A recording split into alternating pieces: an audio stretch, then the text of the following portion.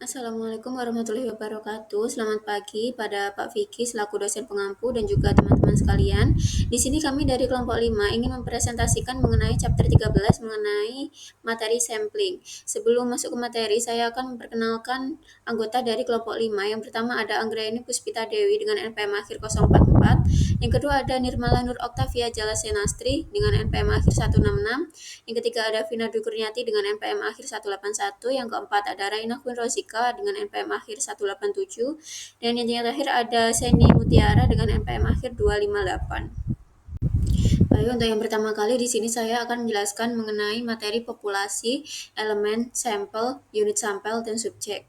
Jadi untuk mempelajari bagaimana data representatif, yaitu bagaimana tercerminnya di alam semesta dapat dikumpulkan, beberapa istilah seperti dijelaskan yang akan saya jelaskan saat ini. Yang pertama ada populasi. Populasi ini merujuk pada keseluruhan kelompok orang, peristiwa, atau hal menarik yang ingin diteliti oleh peneliti. Hal ini merupakan kelompok orang, peristiwa, atau hal menarik yang ingin disimpulkan oleh peneliti, baik itu berdasarkan secara statistik sampel. Misalnya, jika CEO sebuah perusahaan komputer ingin mengetahui jenis strategi periklanan yang diadopsi oleh perusahaan komputer di Silicon Valley, maka semua perusahaan komputer yang berlokasi di sana akan menjadi populasi. Nah, jika seseorang konsultan organisasi tertarik ingin untuk mempelajari dampak minggu kerja 4 hari terhadap pekerja kerah putih di sebuah perusahaan telepon Irlandia, maka semua pekerjaan kerah putih di perusahaan tersebut akan menjadi populasi. Nah, selanjutnya yang kedua ada elemen. Elemen ini merupakan anggota dari populasi. Jika 1.000 pekerja kerah biru di suatu organisasi tertentu merupakan populasi yang diminati oleh seorang peneliti, setiap pekerja kerah biru di dalamnya merupakan sebuah elemen. Jika 500 mesin disetujui oleh pemeriksa beberapa mesin, akan ada 500 elemen dalam populasi ini. Kemudian, kebetulan sensus adalah perhitungan semua elemen dalam populasi manusia. Nah, selanjutnya yaitu sampel. Sampel merupakan bagian dari populasi. Ini terdiri dari beberapa anggota yang dipilih darinya, dengan kata lain beberapa tapi tidak semua. Jadi elemen populasi ini akan membentuk sampel. Jadi dengan demikian, sampel adalah subkelompok atau himpunan bagian dari populasi. Dengan mempelajari sampel, peneliti harusnya dapat menarik kesimpulan yang dapat digeneralisasikan ke populasi yang teliti. Kemudian selanjutnya ada unit pengambilan sampel. Unit pengambilan sampel adalah elemen atau kumpulan elemen yang tersedia untuk dipilih pada tahap tertentu dalam proses pengambilan sampel. Contoh unit pengambilan sampel adalah sampel multitahap adalah blok kota, rumah tangga, dan individu dalam rumah tangga tersebut. Kemudian yang terakhir ada subjek. Subjek ini merupakan satu anggota sampel, sebagaimana suatu elemen merupakan satu anggota populasi. Jika ada 200 anggota dari total populasi 1.000 pekerja kerah biru membentuk sampel untuk penelitian ini, maka setiap kerah biru dalam sampel tersebut merupakan. Nah, materi selanjutnya di sini ada data sampel dan nilai populasi. Jadi ketika kita melakukan pengambilan sampel, unit pengambilan sampel seperti karyawan, konsumen, dan sejenisnya ini akan memberikan tanggapan kepada kita.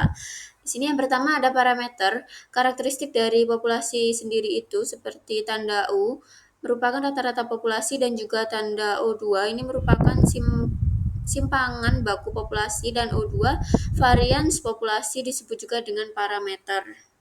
Kecenderungan sentral, dispersi, dan statistik lainnya dalam sampel menjadi perhatian penelitian diperlakukan sebagai perkiraan kecenderungan sentral, dispersi, dan parameter populasi lainnya. Selanjutnya adalah keterwakilan sampel. Penting bagi kita untuk memilih sampel yang tepat untuk sebuah penelitian tidak dapat dilebih-lebihkan, karena kita tahu bahwa sampel ini jarang merupakan replika persis dari populasi aslinya. Kemudian yang terakhir ada normalitas distribusi. Atribut atau karakteristik populasi umumnya terdistribusi normal. Nah, untuk selanjutnya di sini adalah proses pengambilan sampel. Langkah-langkah utama dalam pengambilan sampel ini ada 5 langkah. Yang pertama yaitu menentukan populasi, yang kedua menentukan kerangka sampel, yang ketiga menentukan desain pengambilan sampel, yang keempat menentukan ukuran sampel yang tepat, dan yang terakhir menjalankan proses pengambilan sampel. Nah, selanjutnya di sini saya akan menjelaskan mengenai 5 langkah yang telah saya jelaskan tadi. Di sini langkah pertama yaitu mendefinisikan populasi atau menentukan populasi. Jadi pengambilan sampel dimulai dengan mendefinisikan populasi target secara tepat. Populasi target harus didefinisikan berdasarkan elemen, batas geografis, dan waktu. Kemudian yang kedua ada menentukan kerangka sampel. Untuk kerangka sampel adalah representasi fisik dari semua elemen dalam populasi yang menjadi sumber sampel. Daftar gaji suatu organisasi akan berfungsi sebagai kerangka sampel jika anggotanya akan diteliti. Demikian pula jika registrasi universitas yang berisi daftar semua mahasiswa, fakultas, dan administrator dan staf pendukung universitas selama tahun akademik atau semester tertentu dapat berfungsi sebagai kerangka sampel untuk studi populasi universitas. Kemudian selanjutnya yaitu menentukan desain pengambilan sampel. Jadi dalam menentukan desain pengambilan sampel ini terdapat dua desain. Pertama yaitu pengambilan sampel probabilitas dan non-probabilitas. Pengambilan sampel probabilitas ini elemen-elemen dalam populasi memiliki peluang atau probabilitas tertentu yang diketahui dan bukan nol untuk dipilih sebagai subjek sampel. Kemudian yang kedua ada pengambilan sampel non-probabilitas. Jadi elemen-elemen tersebut tidak memiliki peluang yang diketahui atau telah ditentukan sebelumnya untuk dipilih sebagai subjek.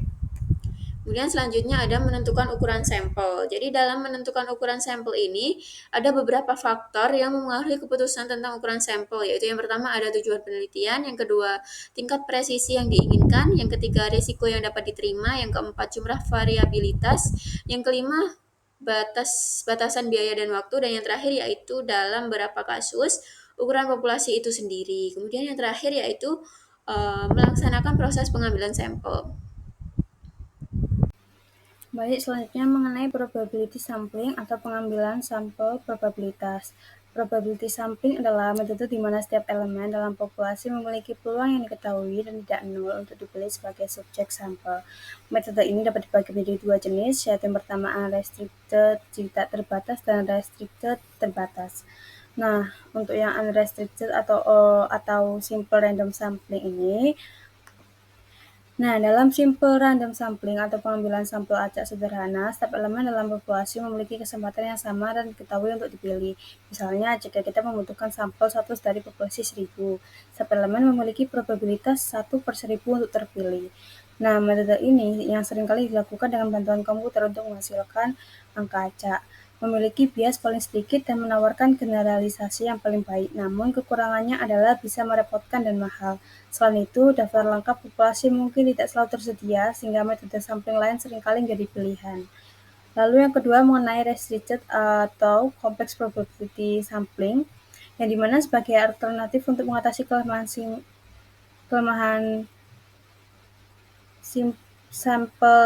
sampel random sampling, digunakanlah complex probability sampling atau pengambilan sampel probabilitas kompleks. Nah, metode ini seringkali lebih efisien karena dapat memberikan lebih banyak informasi dengan ukuran sampel yang sama.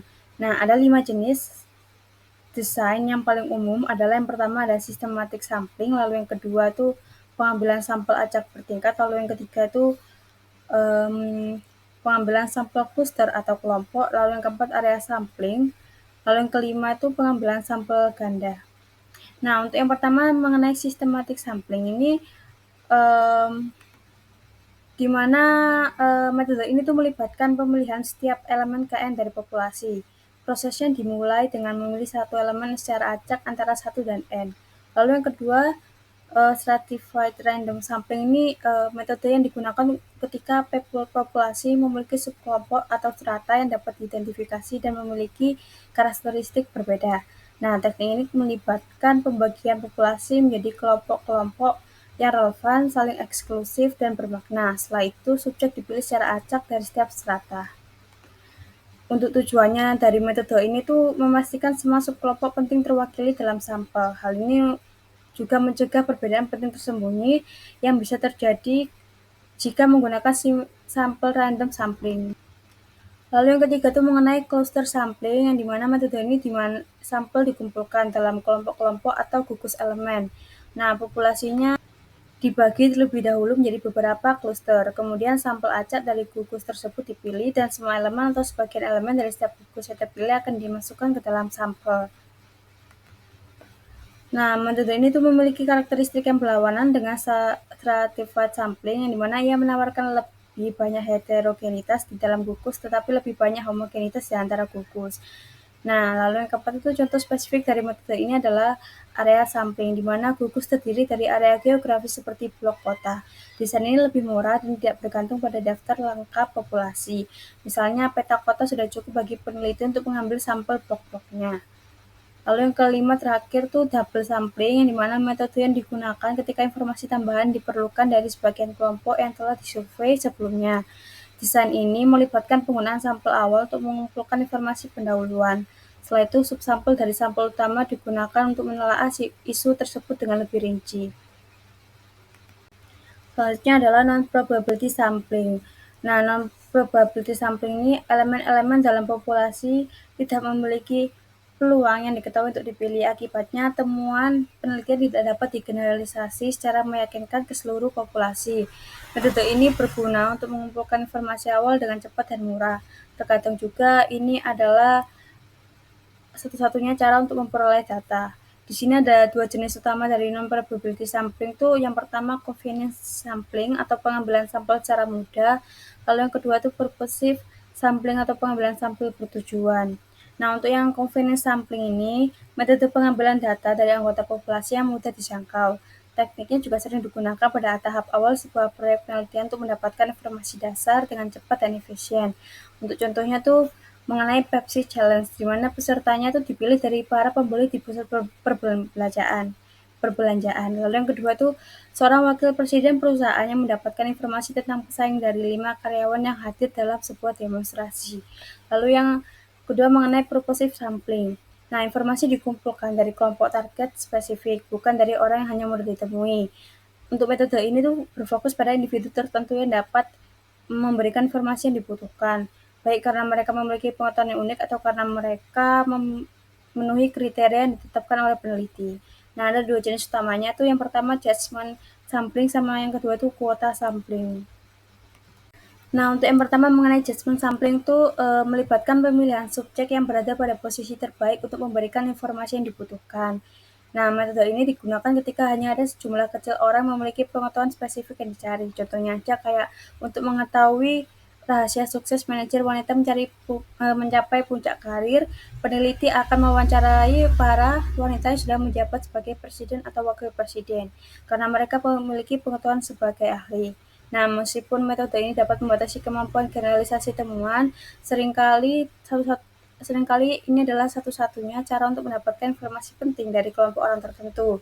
Dalam penelitian organisasi atau pemasaran, para pemimpin opini yang berpengetahuan luas sering dimasukkan ke dalam sampel. Lalu yang kedua mengenai kuota sampling, di mana kuota sampling ini atau pengambilan sampel kuota. Nah, salah satu jenis dari purposive sampling yang memastikan kelompok-kelompok tertentu terwakili secara memadai dengan menetapkan kuota. Nah, kuota ini didasarkan pada proporsi setiap kelompok dalam populasi. Contohnya aja, jika 60% karyawan adalah pekerja lapangan dan 40%-nya tuh pekerja kantoran, sampel 30 orang akan terdiri dari 18 pekerja lapangan dan 12 pekerja kantoran. Karena ini adalah metode non-probability sampling, hasilnya tidak dapat digeneralisasi ke seluruh populasi. Namun, metode ini menghemat waktu dan biaya dan sangat berguna saat sebuah subkelompok dalam populasi kurang terwakili. Untuk sederhananya tuh kuota sampling tuh pengambilan sampel bertingkat yang tidak acak yang memastikan semua subkelompok tuh terwakili untuk memberikan informasi awal yang berharga. Berikutnya terdapat tinjauan desain pengambilan sampel non-probabilitas. Ada dua jenis utama desain pengambilan sampel non-probabilitas, pengambilan sampel praktis dan pengambilan sampel bertujuan. Nah, pengambilan sampel ini itu praktis adalah yang paling tidak dapat diandalkan dari semua desain pengambilan sampel dalam hal generalisasi. Tetapi terkadang itu mungkin satu-satunya alternatif yang layak ketika informasi yang cepat dan dapat waktu dibutuhkan, atau untuk tujuan penelitian eksploratif. Rencana pengambilan sampel bertujuan terbagi dalam dua kategori: desain pengambilan sampel penilaian dan kuota. Pengambilan sampel penilaian, meskipun terbatas dalam generalisasi, terkadang bisa menjadi pilihan desain pengambilan sampel terbaik. terutama ketika ada populasi terbatas yang dapat menyediakan informasi yang dibutuhkan. Pengambilan sampel kuota sering digunakan pada pertimbangan biaya dan waktu dan kebutuhan untuk mewakili elemen minoritas secara memadai dalam populasi. Meskipun generalisasi, semua desain pengambilan sampel dan probabilitas sangat terbatas.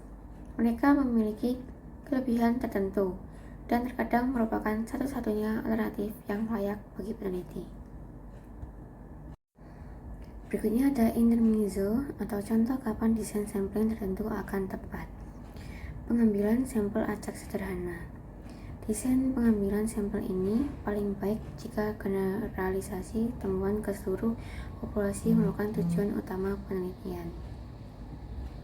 Perlu dicatat bahwa dalam beberapa kasus, ketika biaya menjadi pertimbangan utama, misalnya sumber daya terbatas dan jumlah elemen dalam populasi sangat besar dan atau tersebar secara geografis, desain pengambilan sampel acak sederhana mungkin bukan yang paling diinginkan, karena biayanya bisa sangat mahal. Oleh karena itu, baik kekritisan generalisasi maupun pertimbangan biaya berperan dalam pemilihan desain pengambilan sampel ini. Yang kedua ada pengambilan sampel acak bertingkat. Desain pengambilan sampel ini yang paling efisien merupakan pilihan yang baik ketika informasi yang terdiferensiasi dibutuhkan terkait berbagai strata dalam populasi yang diketahui memiliki parameter yang berbeda. Yang ketiga yaitu ada pengambilan sampel sistematis.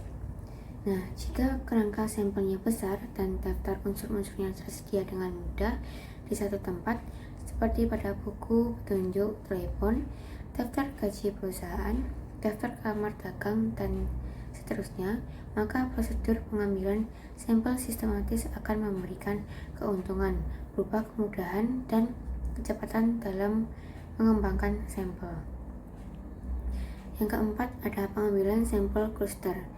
Desain pengambilan sampel ini paling berguna ketika sekelompok orang heterogen akan diteliti pada satu waktu. Dan yang terakhir ada yang kelima yaitu pengambilan sampel wilayah. Pengambilan sampel area paling cocok apabila sasaran penelitian dibatasi pada lokasi atau area tertentu. Selanjutnya di sini ada double sampling atau sampel ganda. Ini itu adalah teknik pengambilan di mana peneliti menggunakan sampel awal, lalu dari sebagian responden dalam sampel itu dilakukan pengambilan data tambahan yang lebih mendalam. Tujuannya itu untuk mendapatkan informasi yang lebih rinci tanpa harus menambah banyak biaya atau waktu penelitian. Untuk contohnya dalam praktik itu pada kasus wawancara keluar, beberapa karyawan menyatakan bahwa alasan pengunduran diri mereka adalah karena perbedaan filosofis dengan kebijakan perusahaan. Dari sampel awal, peneliti dapat memilih sebagian karyawan yang mengungkapkan alasan ini untuk diwawancarai kembali. Wawancara tahap kedua ini memberikan data tambahan yang lebih mendalam mengenai jenis kebijakan yang dianggap bermasalah dan bagaimana pengaruhnya terhadap nilai-nilai karyawan. Intinya itu double sampling menambahkan lapisan penelitian kedua terhadap subkelompok tertentu yang dianggap penting, sehingga hasilnya itu lebih kaya dan terarah. Lalu yang kedua ada convenience sampling atau sampel kemudahan. Itu metode pengambilan sampel non-probabilitas yang paling sederhana. Peneliti memilih responden berdasarkan siapa yang paling mudah dijangkau dan paling cepat ditemukan atau paling bersedia memberikan informasi. Untuk kelebihannya itu lebih praktis, cepat, dan hemat biaya, lalu berguna saat peneliti hanya ingin mendapatkan gambaran awal atau merasakan fenomena secara kasar. Nah, convenience sampling boleh dipakai tetapi harus dipahami bahwa hasilnya tidak bisa dijadikan dasar pengambilan keputusan besar. Metode ini itu lebih cocok untuk tahapan eksplorasi awal. Lalu ada judgment sampling atau sampel pertimbangan. Itu teknik di mana peneliti secara sengaja memilih responden karena mereka dianggap memiliki informasi khusus yang relevan dan peneliti. Lalu yang selanjutnya di sini ada kuota sampling atau sampel kuota. Untuk purposive sampling kedua, dalam metode ini peneliti menetapkan kuota atau proporsi tertentu dari berbagai kelompok dalam populasi untuk memastikan semua kelompok tetap terwakili termasuk kelompok minoritas yang jumlahnya kecil. Selanjutnya di sini ada issues of precision and confidence in determinant sample size. Itu presisi dan keyakinan dalam menentukan ukuran sampel. Yang pertama itu ada precision atau presisi. Presisi mengacu pada seberapa dekat hasil estimasi sampel dengan nilai parameter sebenarnya dari populasi. Jika presisi tinggi, artinya estimasi sampel berada dalam jarak yang sempit dari nilai populasi. Presisi dipengaruhi oleh variabilitas populasi dan ukuran sampel. Populasi yang sangat bervariasi memerlukan ukuran sampel lebih besar untuk mendapatkan presisi yang lebih baik. Lalu yang kedua ada confidence atau keyakinan. Keyakinan menunjukkan sejauh mana kita yakin bahwa hasil estimasi sampel benar-benar berlaku untuk populasi. Misalnya, tingkat keyakinan 95% berarti jika melakukan penelitian yang sama berulang kali, 95 dari 100 hasilnya akan mendekati parameter populasi sebenarnya. Lalu yang ketiga ada hubungan presisi dan keyakinan. Itu ada hubungan yang saling bertolak belakang atau trade-off. Yang dimana interval estimasi sempit itu presisi lebih tinggi, tetapi tingkat keyakinan bisa lebih rendah. Lalu jika interval estimasi lebar, itu keyakinan tinggi tetapi kurang presisi. Dan untuk mencapai keduanya sekaligus biasanya dibutuhkan ukuran sampel yang lebih besar. Untuk contohnya itu seorang manajer ingin yakin 95% bahwa rata-rata penarikan bulanan nasabah bank berada dalam kurang lebih 500 dari rata-rata sebenarnya. Dari studi awal diketahui deviasi standar sama dengan 3.500. Dengan menggunakan rumus ukuran sampel, hasilnya diperlukan 188 nasabah. Namun, jika total populasi hanya 185 nasabah, maka dengan koreksi ukuran sampel cukup 94 nasabah. Ukuran sampel, baik desain sampling maupun ukuran sampel sama-sama penting untuk memastikan keterwakilan sampel agar hasil penelitiannya dapat digeneralisasikan. Jika desain sampling yang tidak tepat digunakan, ukuran sampel yang besar tidak akan membuat temuan dapat digeneralisasikan ke populasi. Demikian pula jika ukuran sampel tidak memadai untuk tingkat presisi dan kepercayaan yang diinginkan, maka desain sampling secanggih apapun tidak akan berguna bagi peneliti dengan mencapai tujuan studinya. Oleh karena itu, keputusan mengenai sampling harus mempertimbangkan baik desain sampling maupun ukuran sampel. Menentukan ukuran sampel. Ukuran sampel dipengaruhi oleh tingkat presisi dan tingkat kepercayaan yang diinginkan. Semakin tinggi tingkat kepercayaan atau semakin ketat presisi yang ditetapkan, semakin besar ukuran sampel yang dibutuhkan. Dan demikian, pemilihan desain sampling dan ukuran sampel harus dilakukan bersama-sama agar hasil penelitian sesuai tujuan. Contoh perhitungannya yaitu seorang manajer ingin 95% yakin bahwa penarikan rata-rata bulanan nasabah bank berada dalam kurang lebih $500. Standar deviasi penarikan kurang lebih $3.500. Rumus estimasi mean populasinya itu adalah mu sama dengan X bar plus minus KSX bar. Dengan tingkat kepercayaan 95%, maka K sama dengan 1,96. Intervalnya harus mencangkup 500 sama dengan 1,96 dikali X dikali SX bar. Dengan SX bar sama dengan S akar N, maka 255,10 sama dengan 3.500 dibagi akar N, sehingga diperoleh N sama dengan 188. Selanjutnya ada koreksi untuk populasi kecil. Jika populasi hanya 185 nasabah, maka digunakan rumus koreksi, yaitu SX sama dengan S dibagi akar N dikali akar N besar dikurang N kecil dibagi N besar kurang 1. Dengan N besar sama dengan 185 dan S sama dengan 3.500, maka 205,10 sama dengan 3.500 dibagi akar N dikali akar 185 dikurang N sama dengan dibagi 184, sehingga N-nya sama dengan 94. Jika hanya perlu mengambil 94 sampel dari total 185 nasabah untuk tingkat presisi dan kepercayaan yang sama. Selanjutnya, mengubah tingkat kepercayaan atau presisi. Jika tingkat kepercayaan dinaikkan menjadi 99% dengan K sama dengan 2,576, maka 500 bagi 2,576 sama dengan 194 sama dengan 3.500 dibagi akar N, sehingga diperoleh N-nya sama dengan 3.325. Ukuran sampel meningkat 1,73 kali dari 188 ke 325 saat tingkat kepercayaan naik dari 95% menjadi 99%. Jika presisi lebih ketat, misalkan plus minus 300 dan 99% confidence, ukuran sampel yang dihasilkan jauh lebih besar, contohnya 523 dan 902. Kesalahan tipe 2. Ukuran sampel yang terlalu besar, misalnya lebih dari 500, dapat menimbulkan masalah berupa meningkatnya risiko tipe 2 error. Dengan ukuran sampel besar, bahkan hubungan yang sangat lemah bisa tampak signifikan padahal tidak benar-benar ada. Karena itu, ukuran sampel yang terlalu besar atau terlalu kecil sama-sama tidak menguntungkan. Signifikansi statistik dan praktis. Selain ukuran sampel yang tepat, penting juga untuk mempertimbangkan apakah signifikansi statistik yang diperoleh juga memiliki makna praktis. Misalnya, korelasi 0,25 secara statistik signifikan, tetapi hanya menjelaskan 6% dari variansi. Oleh karena itu, peneliti perlu memikirkan seberapa bermanfaat hasil itu dalam praktik.